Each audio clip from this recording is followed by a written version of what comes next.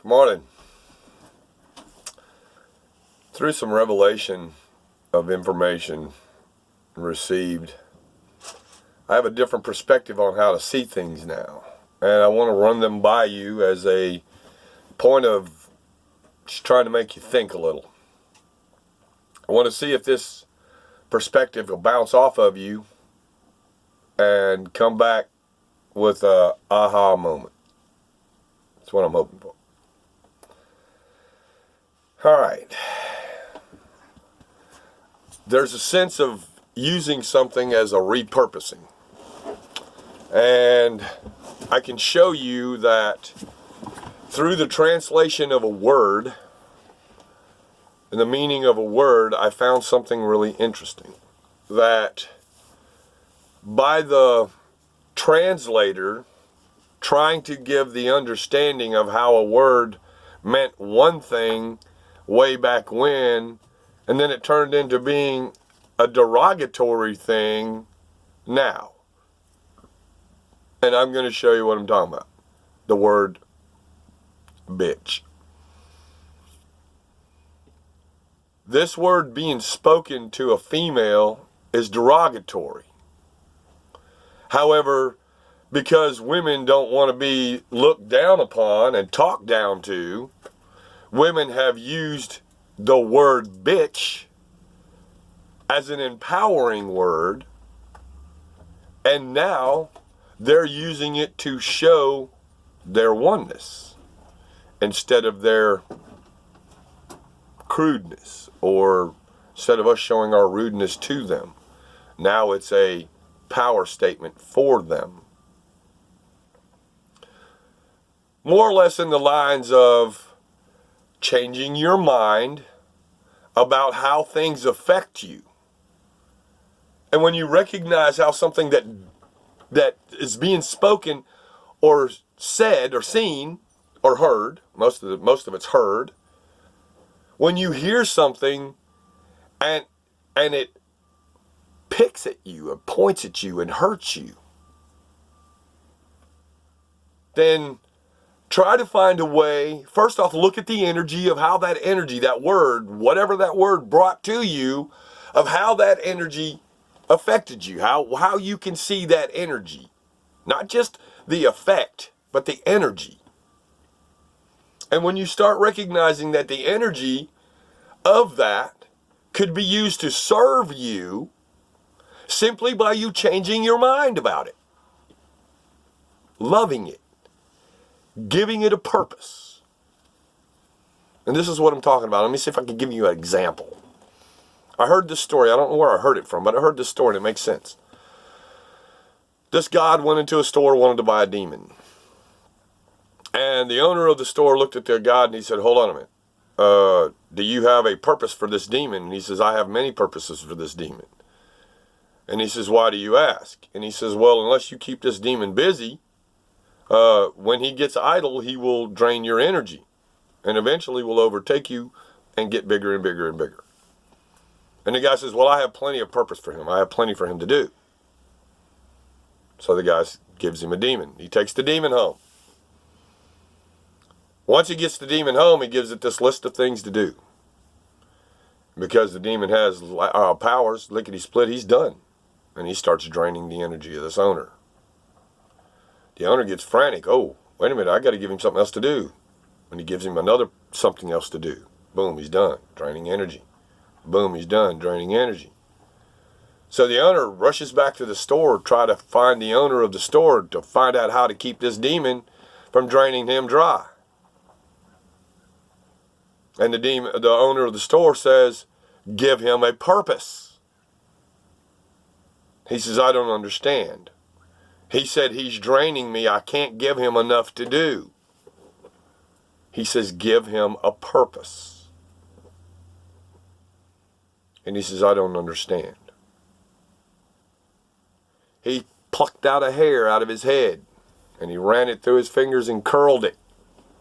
And he handed it to the guy and he says, go tell him to straighten this hair. Now we all know the more you pull on a hair, the curlier it gets. So he gives this hair to this demon and says, straighten his hair. And as the demon continues to fail, and continues to fail, and continues to fail to do his original purpose, which was to drain the energy of this man, complete the task at hand and drain the energy of this man, he has now completely been drained of all his energy because his purpose is gone. Now, the point of the story is this. If you have pain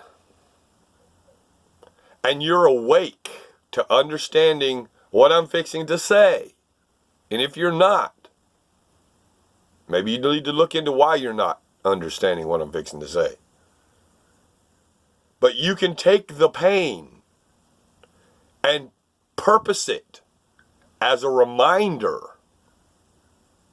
or purpose it as every time you receive pain, you're receiving a gift from Father. Now the pain, eventually, through psychological understanding and physiological happenings, then the pain will lose the purpose of aggravation and turn itself into a purpose of blessing. Hence, repurposing itself. Something else that I come to understand.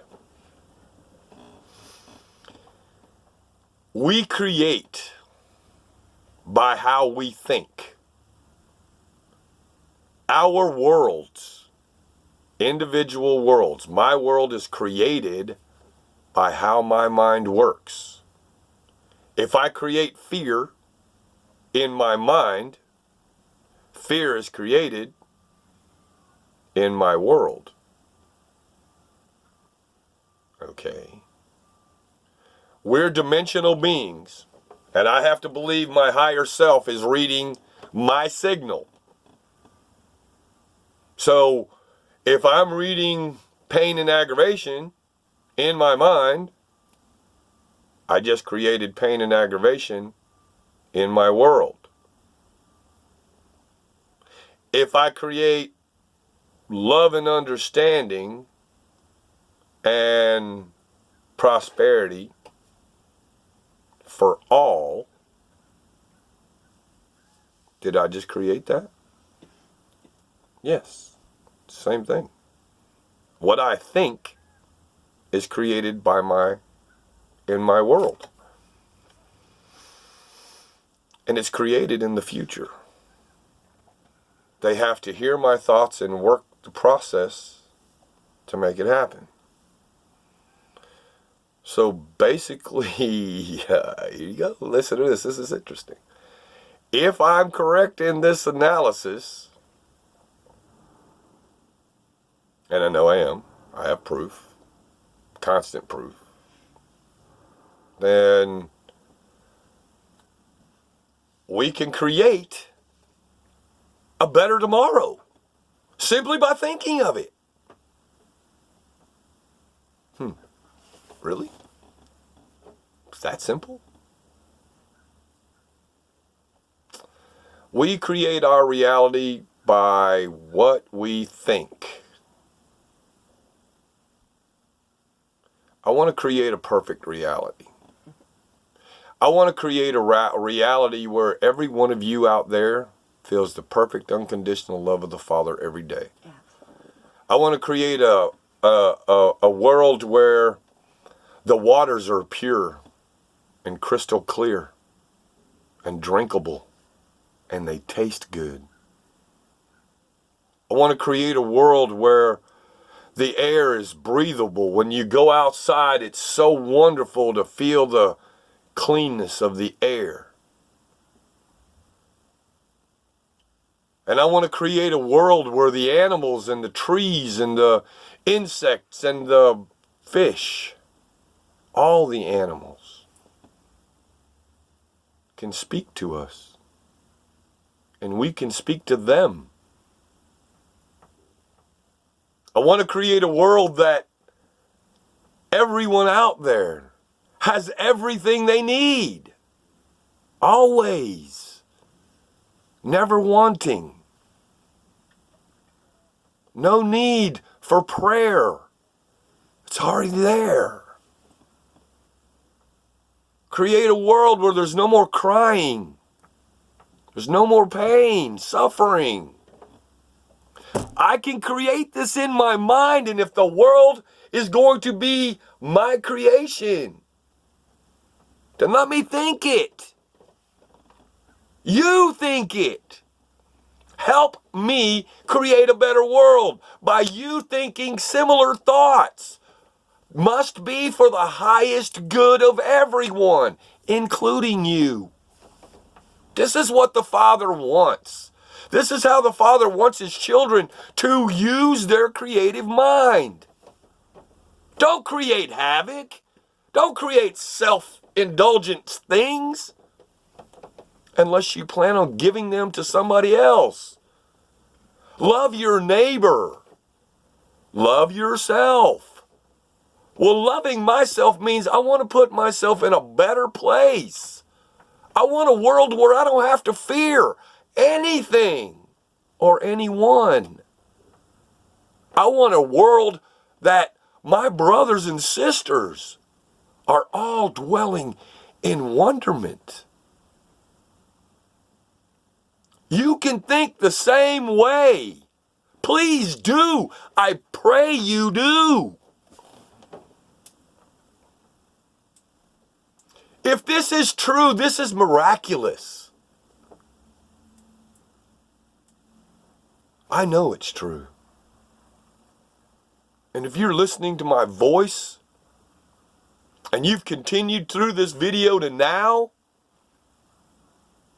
you know it's true. So come on, let's get it together. Let's do this, all of us, as one. Let's change our world. We have the power simply by thinking it. Unconditional love is going to create it. Or unconditional or conditional love is going to create it. I choose the unconditional because I don't want to be judged. I don't want to see something I create as good or bad. I intend only good. Only for the good of all of us. Think about what I'm saying. Run it through your mind. Picture it if you can. Picture paradise. Can we create paradise in our minds to where everybody is just like we are? Loving, understanding, considerate, patient, helpful. I only want certain trees in this garden. And one tree that I don't want in this garden is the tree of knowledge of good and evil. I don't want to even know that it exists. I just want simple, beautiful energy. Let's love on each other, please. Let's give our hearts over to each other. This is what the Father wants.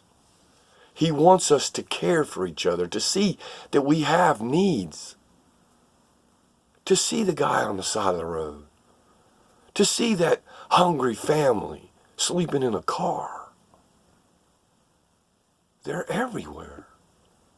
People are struggling because the economy is hard. We shouldn't, as children of Father, we shouldn't have to work. We should be able to create a world to where things naturally just come to us because we are children of the Most High God. We can also create a world where Satan has no power. We have that ability. It's right up there. So I'm asking my brothers and sisters, not from a lack, Not from a try perspective. Not from a want perspective. This is not something I want to be. This is something that must be. Or we're going to destroy ourselves. We're going to be laying next to each other wondering why we just didn't simply love each other instead. And now we're watching each other die. I'm crying out. I'm hoping for a perspective, for this perspective to be visualized and seen by many. If this touches your heart, please forward it. I don't care if you subscribe. I don't care if you're giving me a message. But I do care if you hear this message and it touches you and you don't send it on, because it's meant for everyone. We all, as one, all of us, it don't matter what color you are, it doesn't matter who you are, what you think. If you've got this much love within you, let's grow this love into this and then to this, and then bigger than we can ever make it. It's our right to create our world. Let's create our world together. Thank you. I love you very much. Thank you for listening. I hope this touches your heart.